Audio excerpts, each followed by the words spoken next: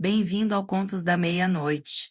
Aqui é a Fran. A partir de agora, o medo não pede licença. Apague as luzes, coloque os fones, feche os olhos e não olhe para trás. A história já começou. Antes de começarmos, já deixe seu like. Isso ajuda muito o canal e nos incentiva a continuar trazendo histórias cada vez mais assustadoras. Agora, vamos ao relato. Ninguém na região sabia exatamente o que Oswaldo Meirelles criava nos fundos da fazenda Canastra. E aos poucos que haviam se aproximado o suficiente para ouvir os latidos, contavam que não eram latidos normais. Eram vocalizações graves, contidas, com aquela qualidade de energia represada de cão que foi treinado a não ladrar até receber permissão. Oswaldo havia comprado a fazenda em 2009, construído um canil de concreto com tela de aço no fundo da propriedade, e desde então vivia praticamente recluso, saindo apenas para comprar suprimentos em volumes que os funcionários do mercado descreviam como industriais. Toneladas de carne bovina, semanal. Para os animais, dizia ele. 3 adolescentes descobriram que havia na fazenda Canastra em outubro. Tinham 17, 16 e 16 anos. Kaique, Bruno e Letícia. Eram do município vizinho e haviam entrado na propriedade pelo fundo, através de um trecho de cerca que o temporal de agosto havia derrubado e que Oswaldo ainda não havia mandado consertar. Entraram às 10 da manhã de um sábado, com o temerário otimismo de que nunca encontrou uma consequência proporcional a um erro, e caminharam pela mata raleada que separava a cerca dos fundos do canil por uns 200 metros. Letícia ouviu primeiro. Parou no meio do caminho e levantou a mão para os outros 2 pararem também. Vocês ouviram isso? O que havia ouvido não eram latidos, a respiração intensa, ritmada, de múltiplos animais, vindo do canil à frente que eles ainda não conseguiam ver, mas cujas instalações começavam a surgir entre as árvores. O telhado de zinco, o topo da tela de aço. Kaique foi até a tela e olhou para dentro. Depois ele não saberia descrever muito com coerência. Os depoimentos que deram foram fragmentados, contradizentes nos detalhes, com aquela inconsistência de testemunho de quem viu algo que o cérebro ainda está tentando processar em narrativa. O que ficou havia muitos cães, muito grandes, raças que ele não reconhecia, com aquela musculatura excessiva que vem de cruzamentos seletivos de décadas, e estavam olhando para ele, todos ao mesmo tempo, todos em silêncio, sem latir, sem rosnar, apenas olhando com aquela concentração de caçador que não precisa de som para comunicar a intenção. Alguém soltou o trinco. Não havia Oswaldo na fazenda naquele dia. Havia um funcionário, um homem de 50 anos chamado Rodrigo, que descobriu a porta do canil aberta e os rastros de corrida no chão de terra às 11 da manhã, quando foi levar a ração da semana. Rodrigo não entrou no canil. Rodrigo pegou o caminhão da fazenda e foi para a cidade buscar ajuda, porque havia coisas que um homem sozinho sem arma não enfrentava, e aquilo era uma delas. A polícia e o corpo de bombeiros chegaram às 11h40. Encontraram Kaique a 130 metros da cerca dos fundos. Ele estava vivo. Tinha lacerações profundas nos 2 antebraços, as marcas de quem usou os braços para proteger a garganta. Perda considerável de massa muscular do ombro direito, onde um dos animais havia fixado a mandíbula e puxado com a tração de um animal que pesa 150 quilos. O tendão do bíceps direito estava rompido.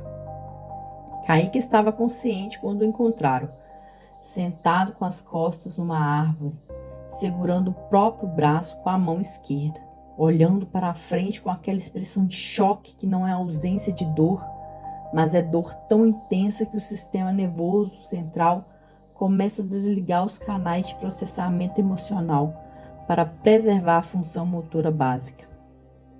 Bruno, disse ele, quando o bombeiro se aproximou. Bruno e Lê, eles foram mais profundo. O bombeiro viu os rastros, as pegadas pesadas dos cães na terra úmida, indo em direção à mata mais densa. Viu as marcas de arrasto.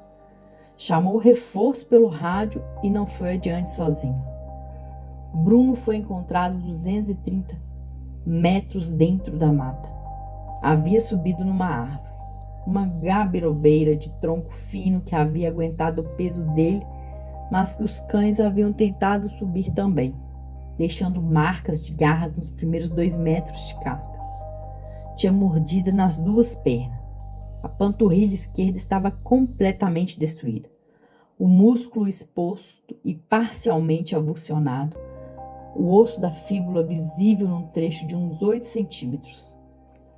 Quando os bombeiros chegaram abaixo da árvore, ele estava inconsciente por perda de sangue, abraçado ao tronco, ainda na árvore com o cinto da calça amarrado abaixo do joelho como torniquete improvisado.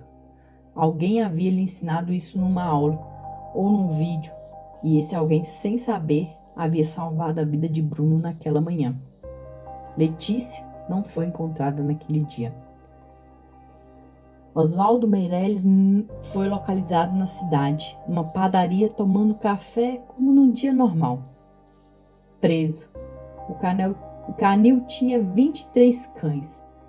Rottweilers cruzado com fila brasileiro, criados em isolamento desde filhotes, treinados por métodos que o laudo veterinário posterior descreveria como condicionamento agressivo sistemático através de privação alimentar e exposição controlada a estímulos de presa viva.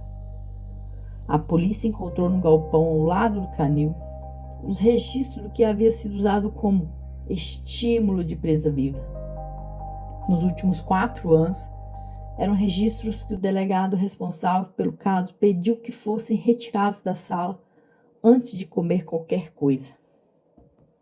Letícia foi encontrada no 2º dia de buscas, a 480 metros do canil, dentro de um córrego raso.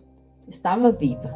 Havia passado a noite dentro da água, com o corpo submerso até o queixo, imóvel, porque havia percebido no início da fuga que os cães rastreavam pelo olfato e que a água mascarava o cheiro.